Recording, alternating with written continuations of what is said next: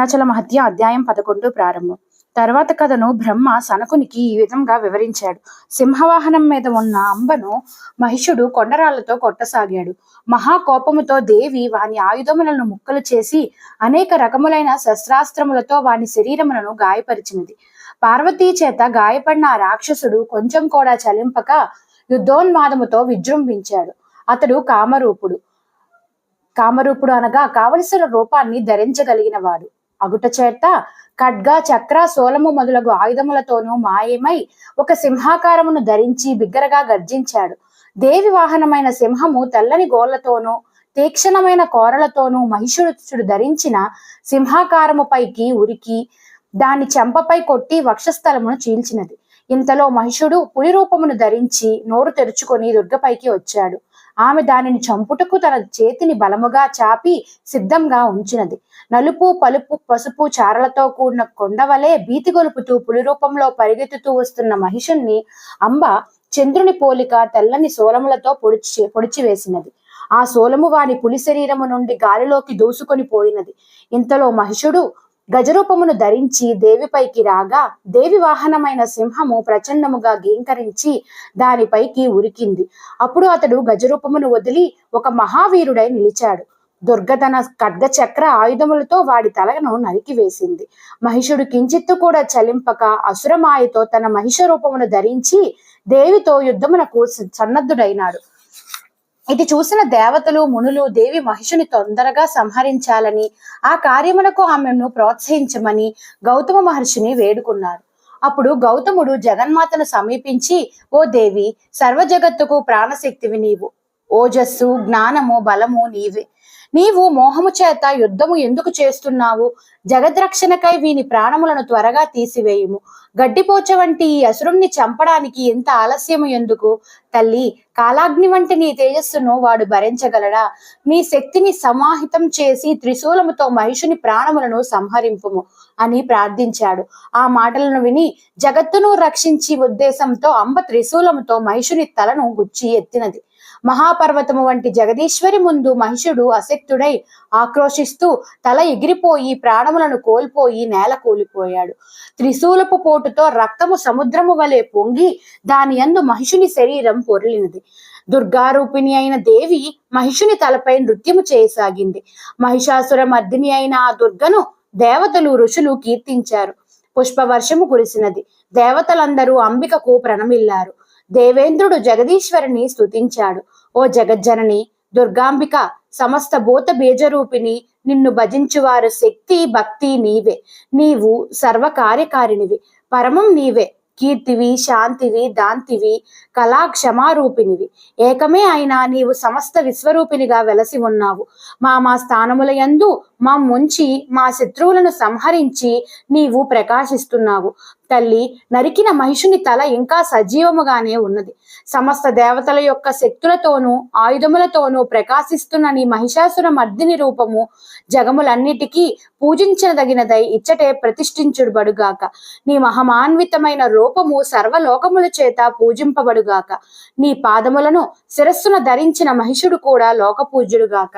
ఈ విధంగా ఇంద్రుని చేత స్తుతించబడిన దుర్గ శాంతి రూపిణి అయి తన సకులతో కలిసి తేజోవంతమైన మహిషుని శిరస్సును చూసి వాని కంఠమునందు వెలుగుచున్న శివలింగమును గమనించింది. ఆ శివలింగము పూజించడానికి తన చేతిలోకి తీసుకున్నది. రక్తముతో తడిచి ఉన్న ఆ లింగమును ఆమె నీళ్లతో కడుగుటకు ప్రయత్నించగా చిత్రముగా ఆ లింగము దేవి చేతి నుంచి ఊడి రాలేదు.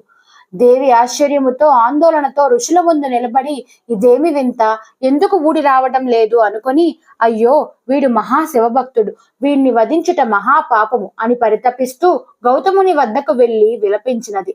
ఓ సర్వధర్మజ్ఞ మహర్షి, దేవతలను రక్షించడానికి శివభక్తుడైన మహిషుణ్ణి చంపాను. రజోగుణముతో ఉన్నవారెవరూ ధర్మమును ఆచరింపరు. నియమ నిష్ఠలతో కూడిన శివభక్తులు వారిలో ముఖ్యముగా లింగదారులు శివునికి అత్యంత ప్రీతిపాత్రులు. పూర్వము లింగదారులైన త్రిపురాసురులను కూడా శివుడు జయించలేకపోయాడు.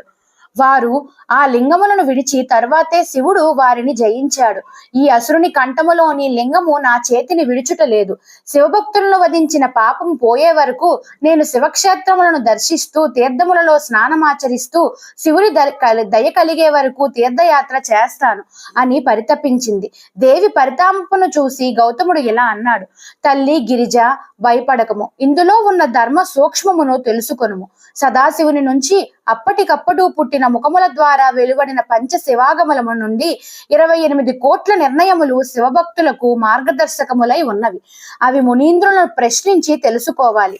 కాలముఖమును, కంకాలము, శైవము, పాశుపతము, మహావ్రతము అనే శైవాగమనములు శివభక్తులకు మార్గదర్శకములు. వాటిలో ఎన్నో భేదములున్నవి. వీటన్నింటి వలన లభించే సాధ్య వస్తువు శివుడొక్కడే. చక్కటి ధర్మములను ఆచరించేవారు, ఈర్ష్య, ద్వేష, మాత్సర్యములు లేనివారు, శివుని ఆజ్ఞను పాలించేవారు, వీరందరిచే వేదములు, యజ్ఞములు, భక్తి మార్గముల ద్వారా ఆరాధింపబడే శివుడు ఒక్కడే. తపస్సులు జీవహింస చేయరాదు. శివధర్మమును ధిక్కరించు వారిని వధించడానికి అర్హులు. దీనికి లింగ, పదవి, జాతి వివక్షత లేదు. ఇది ధర్మ విధుల నిర్ణయం. ఈ అసురుడు పూర్వము గొప్ప పుణ్యకార్యములను చేసిన కారణంగా ఐశ్వర్యము, పదవి పొందాడు. అందువలన అతడు దేవతలను కూడా జయించాడు. శివునికి ప్రియమైన నీవు ఇతనిని చంపుటకు కారణము అతనికి గల మహర్షుల శాప ఫలమే. అతని చేత అవమానింపబడి హింసింపబడిన మహర్షులు మహిషుడవు కమ్ము అని శపించారు. అందువలన ఈయనకు ఈ జన్మ వచ్చింది. తక్షణమే అతడు మహిషాసుర రూపము పొంది తనకు శాప విమోచనము చెప్పమని మహర్షులను వేడుకున్నాడు. వారు అతనికి కామరూప సిద్ధిని ప్రసాదించి శివుని అనుగ్రహము వల్ల దేవి చేత సంహరింపబడి విముక్తిని పొందుతావు అని తెలిపారు. సిద్ధులను అవమానించిన దోషము ఊరకనే పోదు కదా. సిద్ధుల శాపము చేత మహిషత్వము పొందిన వీడు వారి అనుగ్రహము వల్ల నీ చేత ఈ విధంగా చంపబడ్డాడు. నీవు ఈ విషయమై విచారించవలసిన పనియే లేదు. వీరిని సంహరించుటచే లోకానికి శ్రేయస్సు కలిగినది. పరమేశ్వరుని గురించి తపోనిష్టతో ఉన్న నీ చేత ఇతడు సంహరింపబడి శాప విముక్తుడయ్యాడు. నీవు అరుణాచల తేజోలింగమును దర్శింపుము. వీడు పూర్వము మహాభక్తుడే, కానీ మదము చేత లింగాధారులను ఎవరూ జయించలేరని తెలుసుకొని ఏ దీక్ష తీసుకోకుండా లింగమును ధరించాడు. త్రిపురాసులు లింగధారణచ్చే అజేయులవుతారని విని వీడు వారిని అనుసరించాడు. దీక్ష లేకుండా స్వీకరించిన లింగము తన వినాశనానికి కారణమవుతుందని వీడు గ్రహించలేకపోయాడు. పూర్వ జన్మలో చేసిన తపస్సు ఫలితంగా వీడు ఈనాడు నీ చేత చంపబడ్డాడు. నీ పాదస్పర్శచే వీని శిరస్సు ధన్యమైనది. పూర్వ జన్మలో వీడు అరుణాద్యుని సేవించి ఉండుట చేత ఐశ్వర్య సంపన్నుడై నీ పాదస్పర్శ భాగ్యము కలిగినది. కావున వీనికి ముక్తి తథ్యము. శైవ సిద్ధాంతములను చక్కగా తెలిసిన జ్ఞానులను రప్పించి సర్వదోష నివృత్తికై సర్వతీర్థములను ఒకే చోట ఆవాహన చేసి ఒక తీర్థముగా ఏర్పాటు చేసి అందులో అగమర్షణ స్నానము ఆచరించినట్లయితే శివభక్తులను చంపిన దోషము నశించును. 3 మాసముల వరకు త్రిసంధ్యా సమయములలో స్నానం చేసి అరుణాచలుని అర్చింపుము, దోష నిర్మూలన అగును అని గౌతముడు నచ్చజెప్పగా దేవి ఆ విధంగా చేయుటకు నిశ్చయించింది.